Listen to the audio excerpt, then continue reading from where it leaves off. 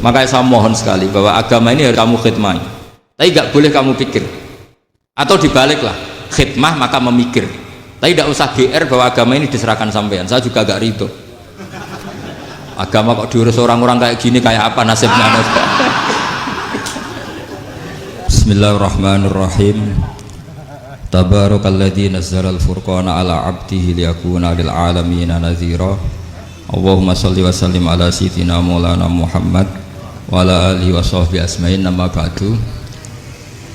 Semua pengurus PBNU yang saya hormati, semua habaib, semua ulama yang saya hormati, wabil khusus Kiai Haji Abdul Manan, Ketua Lembaga Dakwah PBNU, yang meskipun mondoknya hanya 3 bulan ini sebetulnya problem, sehingga saya kesini ini sebetulnya tidak pernah merasa ibadah.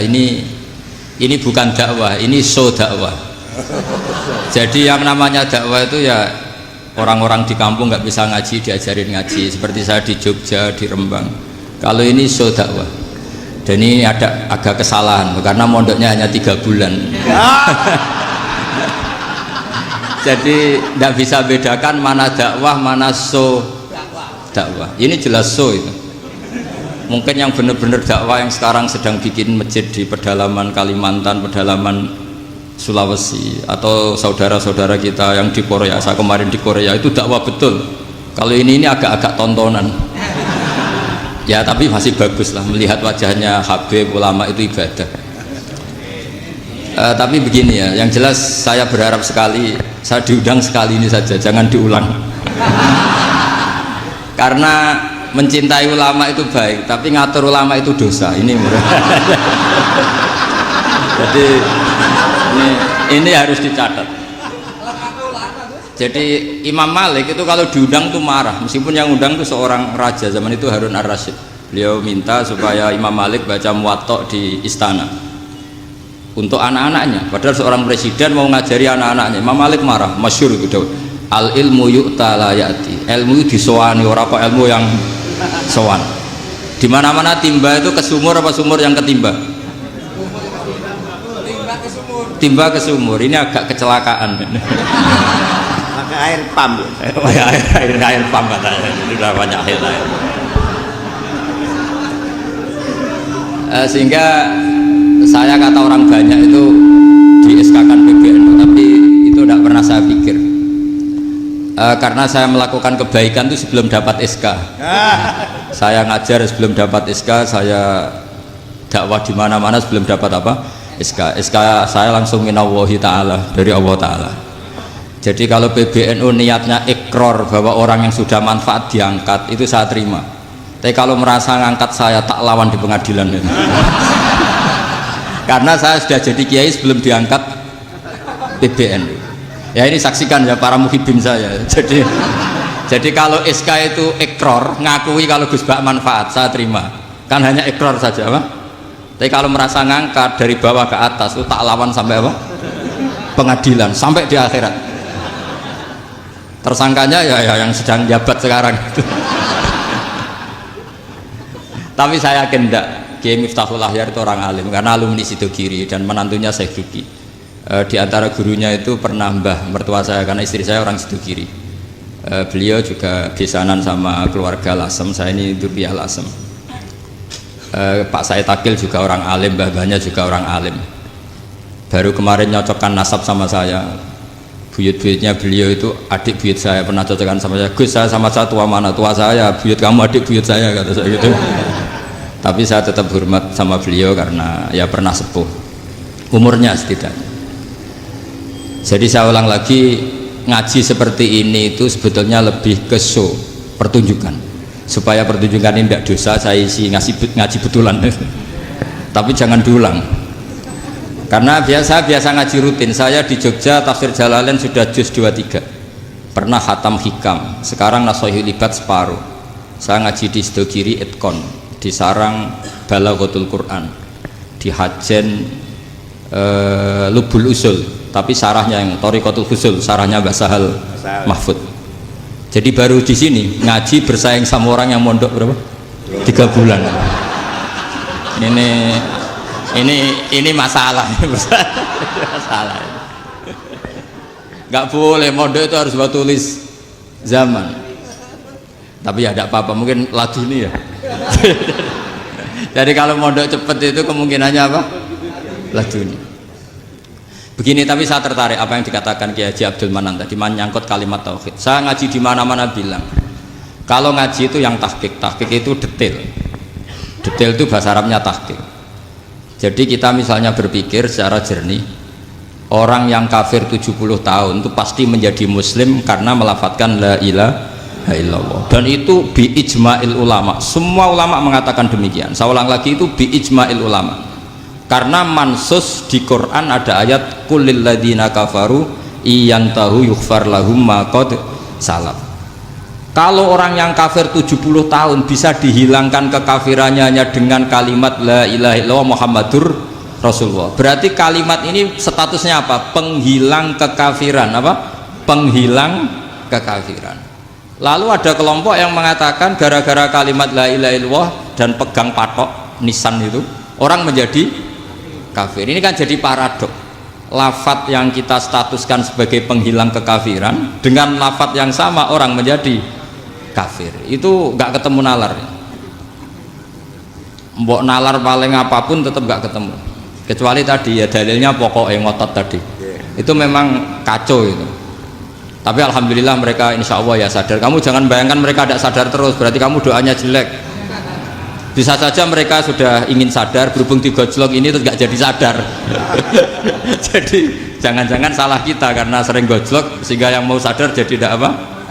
Nggak sadar. Saya tadi jam 10 sampai setengah 2 masih ngajar di pondok saya ngajar tafsir masih di Rembang sana saya.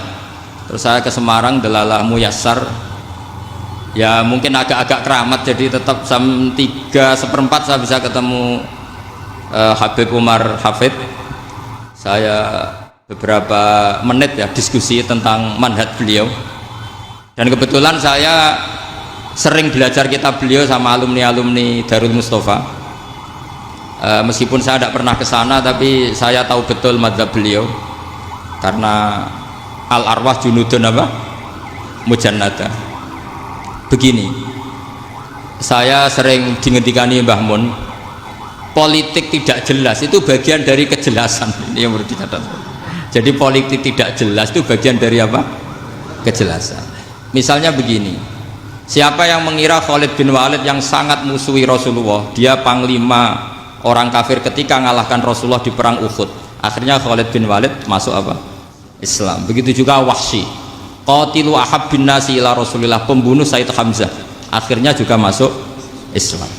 Begitu juga Abu Sufyan, dia pemimpin besar kafir Mekah ketika perang Badar, ketika perang Khandaq, akhirnya juga Islam dan menjadi mertua Rasulullah Shallallahu Alaihi Wasallam.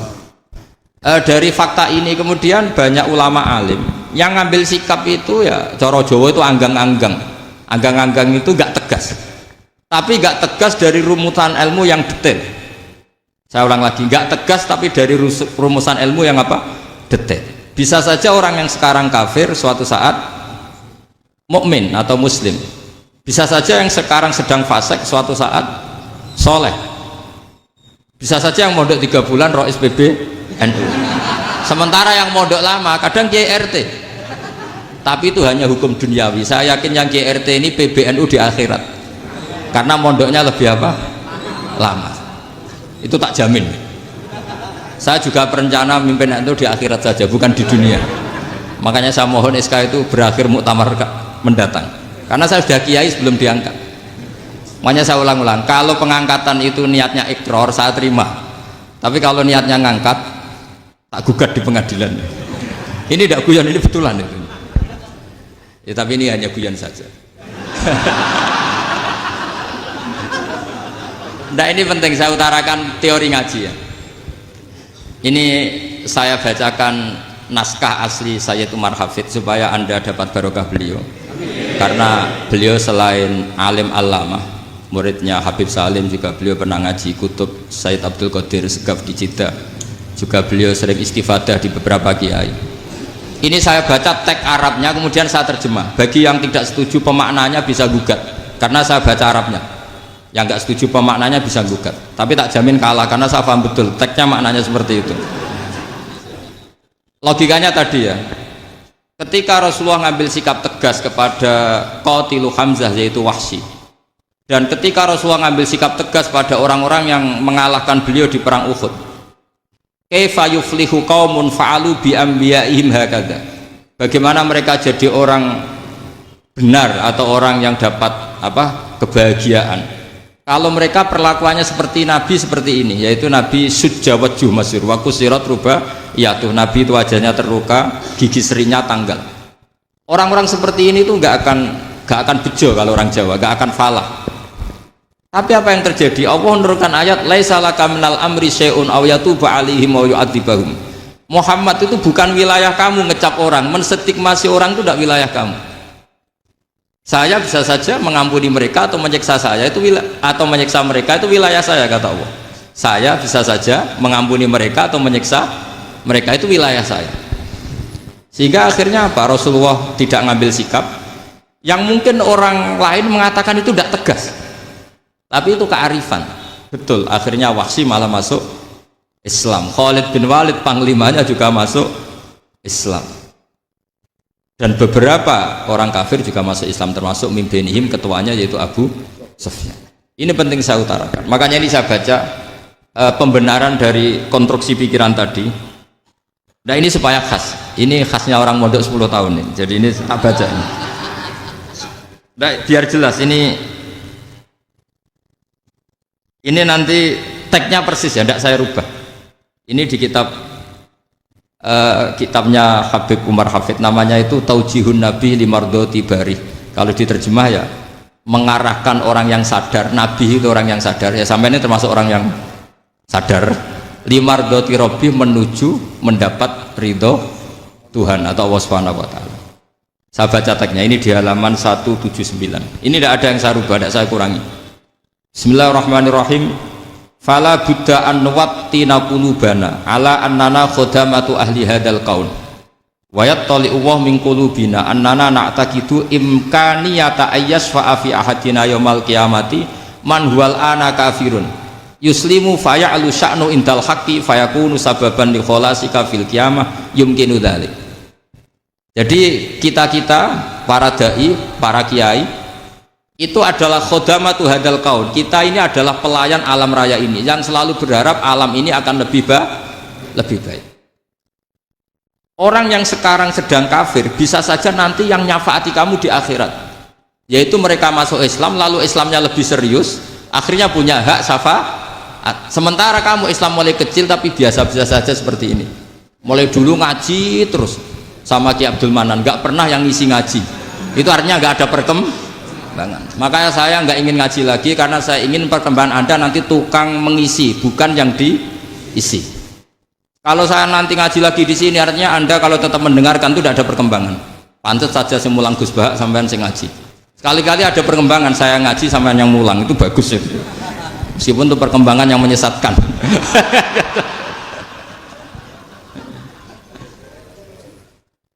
Ini penting saya utarakan. Ini dawuhnya Said Umar ya. Orang yang sekarang sedang kafir bisa saja orang ini nanti nyafaati kamu, yaitu beliau orang ini Islam, kemudian Islamnya serius, maka punya hak syafaat, sementara kamu Islamnya biasa-biasa saja. Itu masyhur kayak Sayyidina Umar. Sayyidina Umar Islam di hari itu langsung makomnya makom yang a'la, sehingga mengalahkan yang sudah Islam lebih lama, karena Islamnya Umar itu menjadi izzatul Islam betul. Makanya jangan benci orang tegas teman-teman, kadang ya ada baiknya. Abu Bakar itu sudah Islam tapi layinal janib, orangnya santun, kalau dipisoi orang yang menengahi lah, kira-kira seperti itu.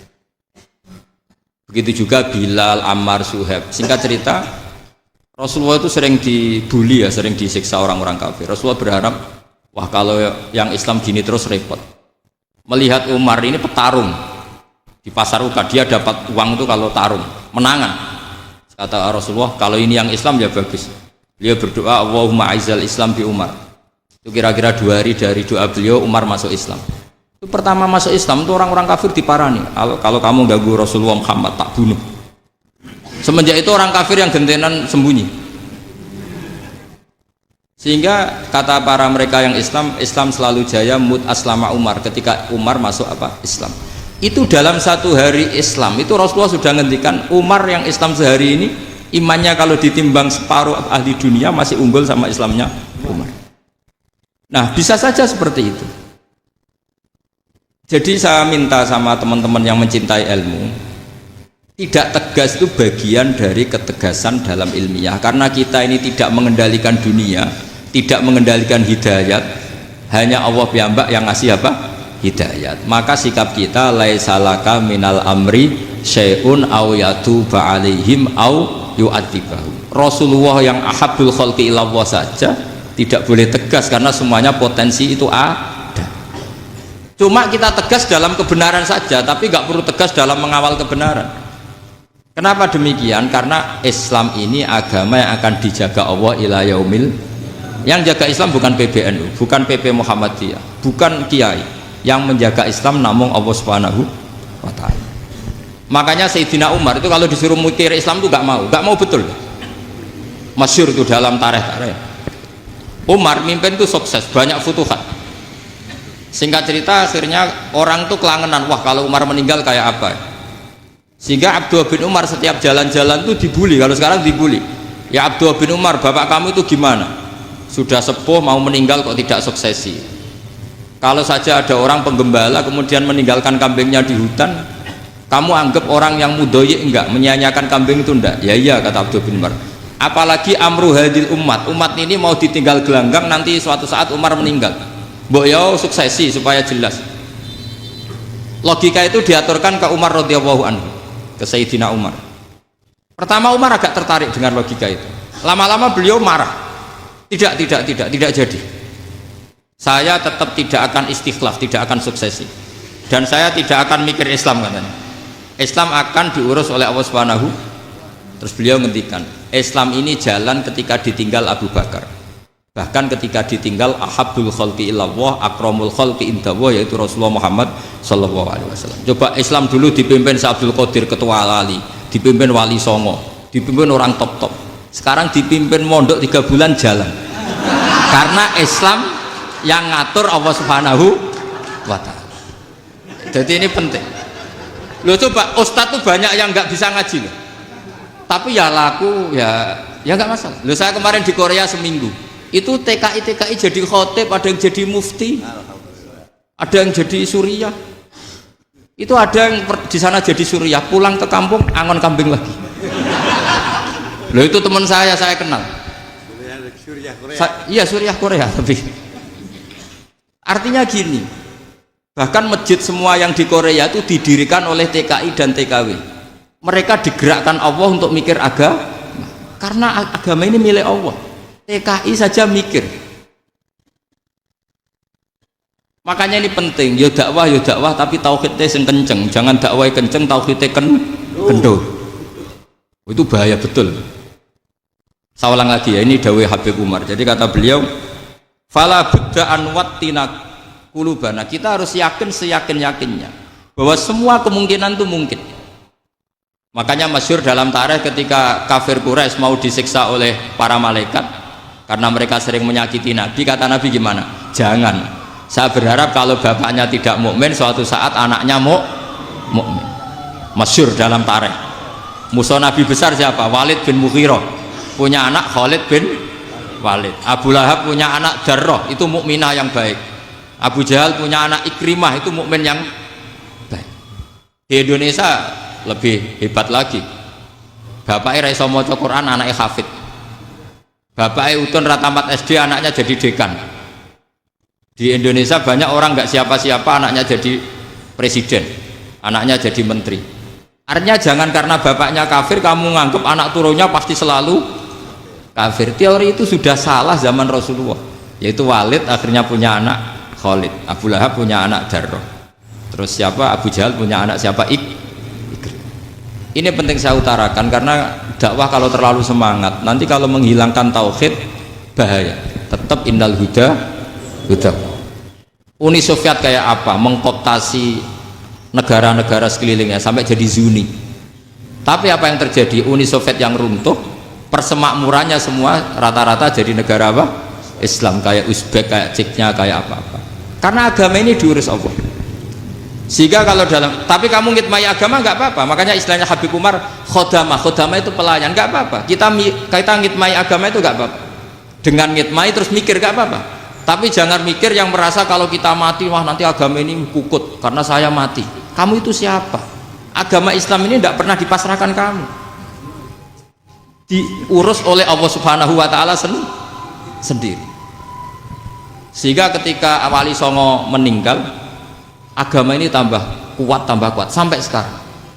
Kecil saya itu kalau pengajian susahnya bukan main, harus izin sana sini. Sekarang setiap pengajian polseknya datang, polresnya datang, nggak ada intel, nggak ada apa. Padahal kiai dulu sama kiai sekarang itu kira-kira alim mana? Alim kiai dulu. Mbah Hasyim Asy'ari itu ngarang kitab sampai dibaca di Yaman. Saya sering baca juga kitab beliau, Risalatu Ahli Sunnah wal Jamaah. Kiai sekarang mau terjemah aja kadang salah memahami.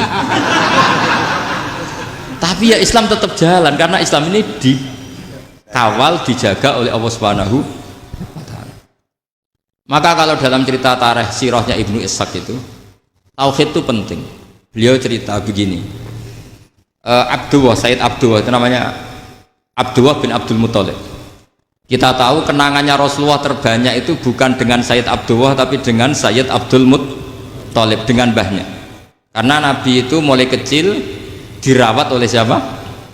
Mbahnya. Yaitu yang disebut Nabi ketika 2 bulan kan abahnya sudah meninggal. Ya saya baca ya, pakai bahasa Arab biar jadi bid'ah.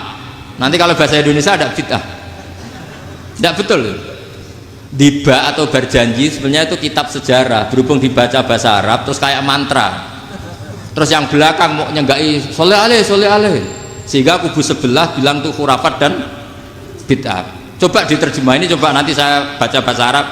Walamma tamma min hamli syahroni ala masyuril aqwalil marwiyatu fiya bil madinati abuhu Abdullah wa kana qad istaza bi akhwalihi bani adi minat taifatin najariyah wa makatha syahron saqiman yu'anu nasukmahu wasyakwa. Terus di pojok sana bilang soleh aleh, pasti kubu sebelah yang liwat, wah itu khurafat bid'ah karena dianggap mantra. Padahal artinya coba sampean baca bahasa Indonesia, ketika hamil Rasulullah umur 2 bulan, abahnya meninggal di kota Abwa. Kota Abwa adalah kota keluarga besar ibunya Sayyid Abdullah. Kebetulan pas ke sana beliau sakit sampai 1 bulan dirawat. Bid'ahnya di mana kalau diterjemah? Wong itu kitab tarikh. Makanya saya nggak tahu yang membidah-bidahkan tiba itu karena tadi. Tapi sampean juga ikut salah karena nyenggai sholawat tantok itu. Jadi makanya saya bilang tadi kalau bahasa Arab bid'ah, kalau sudah terjemah tidak bid'ah karena kelihatan kalau itu hanya kitab tarikh. Loh, coba bid'ahnya di mana? Wa ba'du fa'aqulu wa Muhammad bin Abdullah bin Abdul Muthalib bin Hasyim. Itu kalau diterjemahkan, kamu harus tahu siapa nama Muhammad. Muhammad punya abah siapa? Rasulullah Muhammad Abdullah. Punya abah siapa? Abdul Mut. Punya abah siapa? Hasyim. Coba baca gitu di kubu sebelah. Oh iya gitu. Berhubung kok baca bahasa Arab. Wa ba'du faqul wa Muhammad bin Abdullah bin Abdul Muthalib bin Jadi itu hanya salah baca saja itu. Maksudnya salah yang hukumi, bukan salah yang baca, salah yang apa? Hukumi. Sayyid Abdullah ini orang yang tauhidnya sangat kuat. Sayyid Abdul Muthalib lebih kuat lagi. Saya cerita sedikit betapa pentingnya tauhid. Ketika pasukan Abraha bawa pasukan gajah mau menyerang apa? Ka'bah. Itu sebelum menyerang itu semua aset-aset milik orang kafir Quraisy, milik orang Quraisy lah, itu ditawan, diambil, termasuk milik Sayyid Abdul Muthalib, milik Abdul Muthalib. Terus ketika mau masuk Ka'bah, mau masuk Mekah, kata Abraha, man sayyidu hadal wadi, siapa yang kamu tuakan, yang kamu pertuan di sini? Oh, Abdul Muthalib. Abdul Muthalib itu dipanggil, itu auranya luar biasa. Abraha yang di tempat perkemahannya itu harus duduk di atas karena dia raja, itu duduk di atas gak berani, saking wibawanya Abdul Muthalib. Ini mbahnya Rasulullah. Akhirnya Abraha bilang gini, saya duduk di bawah tidak mungkin karena saya raja, kamu duduk jejer saya tidak mungkin karena nanti umat saya kecewa karena raja kok disaingin gitu. Ya sudah, santai berdiri-diri kita ngomong. Akhirnya Sayyid Abdul Muthalib tadi diomongin gini, saya itu tidak ingin merusak orang-orang Mekah, orang-orang Quraisy. Saya hanya kecewa punya tempat ibadah dikencingi, diberakin, sehingga saya mau merubuhkan Ka'bah. Tapi dengan damai, nggak ada perang. Apa jawabnya Abdul Muthalib? Lucu. Nggak apa-apa, Ka'bah kamu robohkan silakan, nggak apa-apa. Yang penting unta saya yang kamu sita kembalikan. Harta saya yang 100 unta kamu sita kamu kembalikan. Itu Abraha kagetnya bukan main. Kaget karena kamu itu pemimpin apa? Tadi saya hormat kamu karena kamu tak anggap orang hebat. Hadhil Ka'bah dinu abaika, ini Ka'bah itu agama kamu. Pas saya hancurkan kok kamu tenang-tenang saja. Padahal pas mau saya hancurkan kamu tenang-tenang saja, malah tanya unta kamu itu gimana? Apa jawabnya Abdul Muthalib? Inna lihadal baiti robban hamahu, sebab Ka'bah itu ada yang punya dan pasti akan melindungi Ka'bah.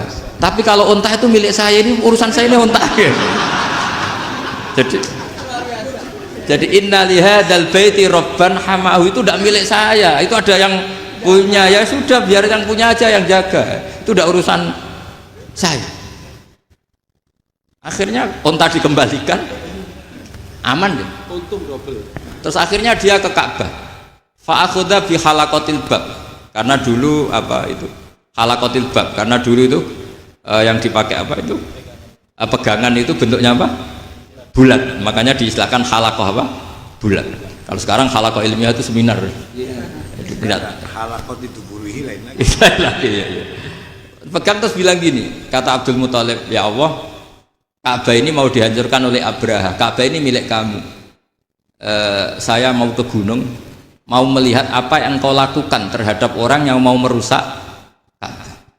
Terus Abdul Muthalib bilang ke umatnya, wa ya qaumi, ayo kita ke gunung melihat ma fa'ala rabbuna, apa yang akan dilakukan Tuhan kita terhadap orang yang mau menghancurkan Ka'bah. Jadi santai saja, santai. Terus Abdul Muthalib naik gunung sama orang-orang Quraisy. Abraha datang mau merusak Ka'bah, terus terjadi alam taro kaifa fa'ala rabbuka bi ashabil fil. Itu melihat. Dan betul Ka'bah dijaga Allah. Islam juga gitu. Ketika Islam dikooptasi Uni Soviet, semua ulama, semua wali perasaannya hanya nunggu kehancuran Uni Soviet, karena pasti agama ini dijaga Allah. Saya setiap sholat, setiap munajat, ketika baca Rabbana lakal hamdu bil samawati wa mil'ul ardi. Dulu saya iskal itu janggal. Ya Allah, engkau zat yang layak dipuji, yang pujian itu memenuhi langit dan bumi. Pikiran saya kalau bumi ateis itu mujinya kayak apa? Tapi Masya Allah, ketika saya datang di Korea, bumi ateis, ternyata di sana banyak masjid, banyak tasbih, bahkan ada sakduna di sana. Karena Allah sudah ngendikan lakal hamdu mil'us samawati wa mil'ul ardi. Dan sekarang nyata, semua bumi ateis, bumi apa saja, ada tasbihnya, ada tahmidnya. Makanya sadaqallahul adzim ketika ngendikan sanurihim ayatina fil afaq walladzi arsala rasulahu bil huda dinil haqqi liyuzhirahu 'alad dini kulli. Makanya saya mohon sekali bahwa agama ini harus kamu khidmah. Tapi enggak boleh kamu pikir. Atau dibaliklah, khidmah maka memikir. Tapi tidak usah GR bahwa agama ini diserahkan sampean. Saya juga agak ridho. Agama kok diurus orang-orang kayak gini, kayak apa nasibnya? Jadi ini penting, karena rata-rata kiai alim itu tidak jelas, terus oleh orang-orang yang nggak pernah ngaji itu, wah ini nggak jelas, nggak tegas. Islam itu harus tegas. Maksudnya tegas itu kayak apa? Tegas itu di wilayah kita. Kalau istri kamu mau diperkosa orang itu boleh tegas, itu wilayah kamu. Tapi kalau hidayat itu wilayahnya Allah Subhanahu wa Ta'ala, kita tidak pernah tahu. Bahkan yang sudah Islam saja, nyuwun sewu, itu nggak ada jaminan mati husnul.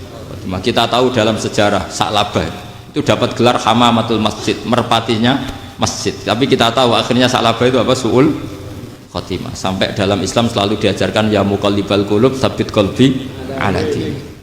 Jadi kalau kita sendiri saja masih ingin selalu husnul khotimah, agak ada ruang untuk mudah menvonis orang lain. Makanya saya salut sekali ketika Habib Umar menulis kita semua ini mengkhidmati hadal kaun, dan selalu berharap bisa saja suatu saat orang yang sedang kafir bisa saja suatu saat muslim. Nah soal kalau yang sama yang harbi menyerang kita ya tarung. Artinya kalau yang merangi kita ya kita wajib perang, kalau enggak ya habis kita. Seperti kita lakukan ketika diserang Belanda. Tapi ketika mereka musta'man, dhimmi, mu'ahad, orang-orang kafir yang mau berdamai dengan kita ya kita damai. Sebagaimana yang dilakukan Rasulullah SAW ketika berdamai dengan kafir Quraisy yang dipimpin Suhail bin Amr. Masyhur itu dalam tarikh. Singkat cerita kan Sayyidina Ali ini pernah konflik sama orang Khawarij.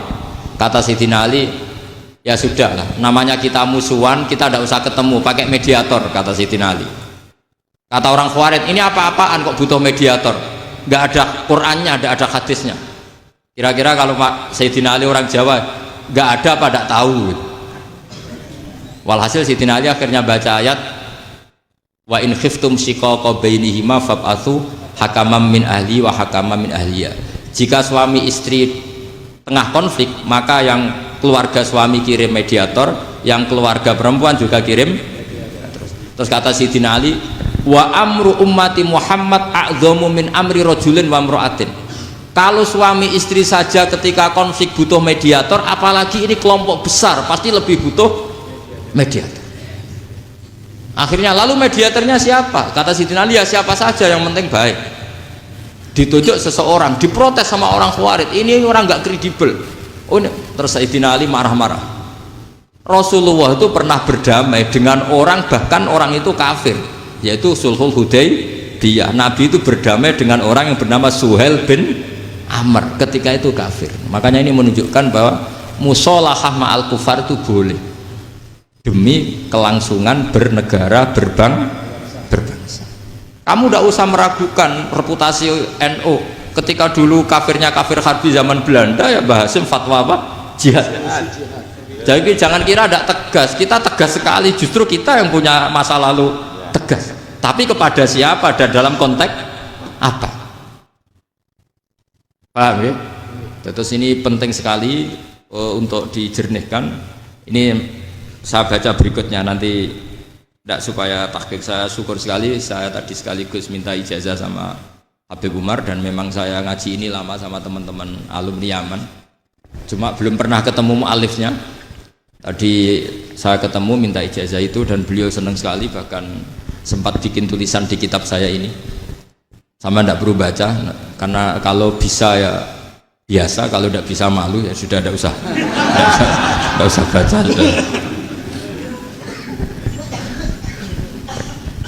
Terus ini kata beliau, ini masih saya teruskan. Nahnu min hadhil intilaqah naktasibu thabatana wa quwwata yaqinina wa illa fa fil ardi mu'aridun wa muntaqidun wa mukhalifun min akhyarin wa asyrarin sholihin wa fasikin muslimin wa kuffar.